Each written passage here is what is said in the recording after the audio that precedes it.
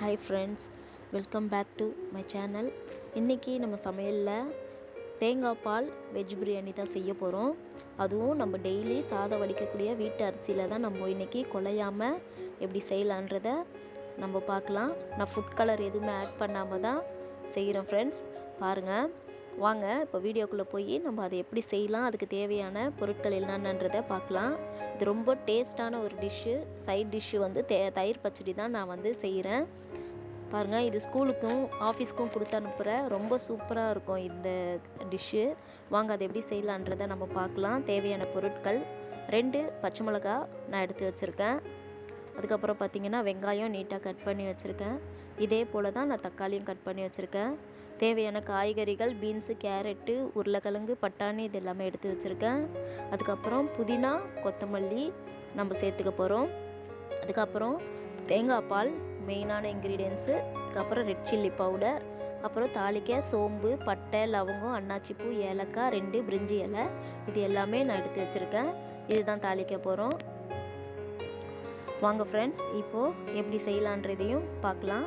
அடுப்பத்தை வச்சு ஒரு கடாய் வச்சுட்டு நான் வந்து நெய் 2 ஸ்பூனு, எண்ணெய் ஒரு 4 ஸ்பூனு ஊற்றி நான் இதை சூடு பண்ணிக்கிறேன். பாருங்கள்,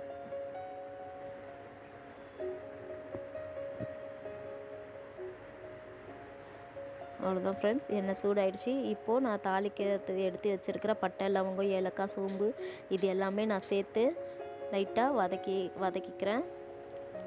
கொஞ்சம் அந்த சோம்புலாம் நல்லா பொரிஞ்சதுக்கப்புறம் 2 பச்சை மிளகாய் சேர்த்துக்கிறேன்.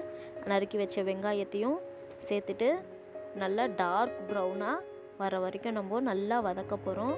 ஏன்னா வெங்காயம் எவ்வளோ வதக்குறீங்களோ அந்தளவுக்கு பிரியாணி வந்து டேஸ்ட்டும் கொடுக்கும். எந்த பிரியாணி, சிக்கன் பிரியாணி இருந்தாலும் சரி, மீட் எதுவாக இருந்தாலும் சரி, ரொம்ப டேஸ்ட் நல்லாயிருக்கும், கலரும் நல்லாயிருக்கும், கலர்ஃபுல்லாக இருக்கும்.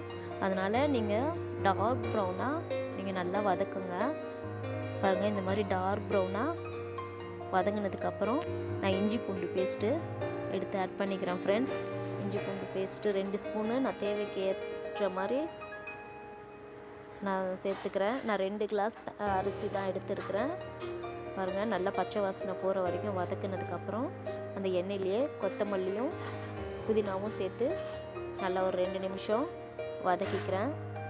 பாருங்கள், நல்லா வதங்கினதுக்கப்புறம் ரெட் சில்லி பவுடர் தான் நான் இதில் சேர்க்க போகிறேன். ஏன்னா நான் ஃபுட் கலர் எதுவுமே சேர்க்க மாட்டேன். இந்த எண்ணெயில் இந்த ரெட் சில்லி பவுடர் நம்ம சேர்த்து வதக்கும்போது நல்ல ஒரு கலர் கொடுக்கும் சாப்பாட்டுக்கு.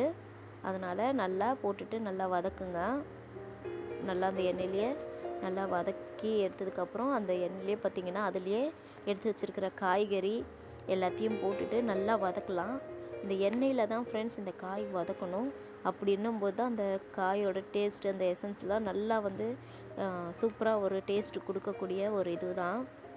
அதனால தான் எண்ணெயில் போட்டு வதக்க சொல்கிறேன். பட்டாணியும் அது கூடவே சேர்த்து நல்லா வதக்கிக்கலாம். பாருங்கள், இந்த மாதிரி எல்லாமே மிக்ஸ் ஆகிற மாதிரி காய்கறி எல்லாமே வதக்கிக்குங்க. அதுக்கப்புறம் தக்காளி சேர்த்துக்க போகிறேன். தக்காளி ஆட் பண்ணிக்கலாம். தக்காளிக்கு போட்டதுக்கு அப்புறம் நம்ம தயிர், உப்பு இதெல்லாமே ஆட் பண்ண போகிறோம். தயிர் வந்து நான் எடுத்து வச்சுருக்கேன். தயிர் ஒரு 2 ஸ்பூன் அளவுக்கு நான் தயிர், பெரிய ஸ்பூன் டேபிள் ஸ்பூன் அளவுக்கு நான் தயிர் எடுத்து வச்சுருக்கேன். அதையும் ஆட் பண்ணிக்கிறேன். அதுக்கப்புறமா பார்த்திங்கன்னா உப்பு சேர்த்துக்கலாம். நீங்கள் உப்பு சேர்த்துக்கோங்க, உங்களுக்கு தேவையான அளவு உப்பு சேர்த்துக்கிட்டு ஒரு லெமனு, ஒரு அரை லெமனு புழிஞ்சி நான் விட்டுக்கிறேன் ஃப்ரெண்ட்ஸ். பாருங்கள், உப்பையும் நான் சேர்த்துட்டேன். லெமன் வந்து ஒரு அரை எலுமிச்சம்பழம் சைஸு நான் கட் பண்ணி அந்த லெமனையும் புழிஞ்சி ஊற்றிக்கிட்டேன். இப்போ நல்லா காயெலாம் நல்லா எல்லாமே மிக்ஸ் ஆகிற வரைக்கும் நல்லா வதக்கிக்கலாம். அவ்வளோதான் ஃப்ரெண்ட்ஸ், நல்லா வதங்கிடுச்சு. நான் இந்த டம்ளரில் தான் 2 டம்ளர் அரிசி எடுத்தேன்.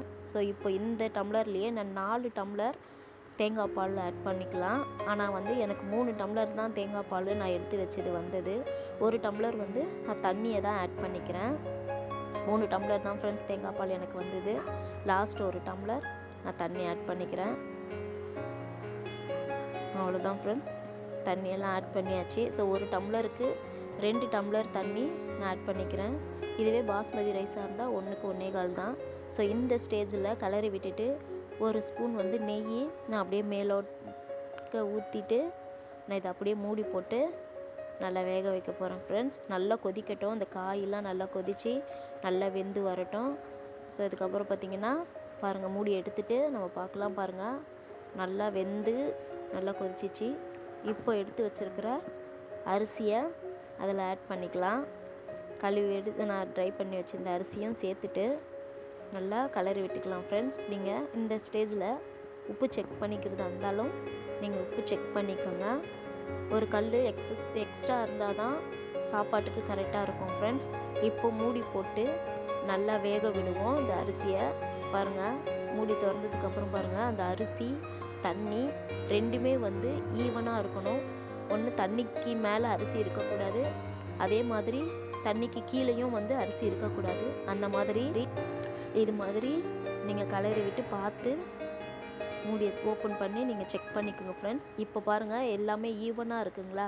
இந்த ஸ்டேஜில் நம்ம மூடி போட்டு தம் போட போகிறோம். தம் போட்டுட்டு அதுக்கப்புறமா நம்ம ஓப்பன் பண்ணி பார்க்கலாம். பாருங்கள், தம் போட்டதுக்கப்புறம் பாருங்கள், ஒரு 15 நிமிஷம் நான் இந்த தம்மில் அப்படியே வச்சுருக்கிறேன். 15 நிமிஷம் கழித்து நம்ம எடுக்கலாம். அவ்வளோதான் ஃப்ரெண்ட்ஸ். பாருங்கள், ரொம்ப சூப்பராக குழையாமல் நல்லா கம்மன்னு வாசனையாக ரொம்ப சூப்பராக இருக்குது. பார்க்கவே நல்லா உதிரியாக பாருங்கள் எப்படி இருக்குன்னு பாருங்கள் ஃப்ரெண்ட்ஸ். அவ்வளோதான் ஃப்ரெண்ட்ஸ், ரொம்ப சூப்பரான ஒரு தேங்காய் பால் வெஜ் பிரியாணி ரெடி ஆயிடுச்சு. ஸோ இதை நீங்கள் கண்டிப்பாக உங்கள் வீட்டில் செஞ்சு பாருங்கள். உங்கள் பிள்ளைங்களுக்கு ரொம்ப பிடிக்கக்கூடிய ஒரு டிஷ்ஷு தான். ஸோ வீடியோ பிடிச்சிருந்தா லைக் பண்ணுங்கள், ஷேர் பண்ணுங்கள், உங்கள் ஃப்ரெண்ட்ஸுக்கு ஷேர் பண்ணி விடுங்க ஃப்ரெண்ட்ஸ். பாய்.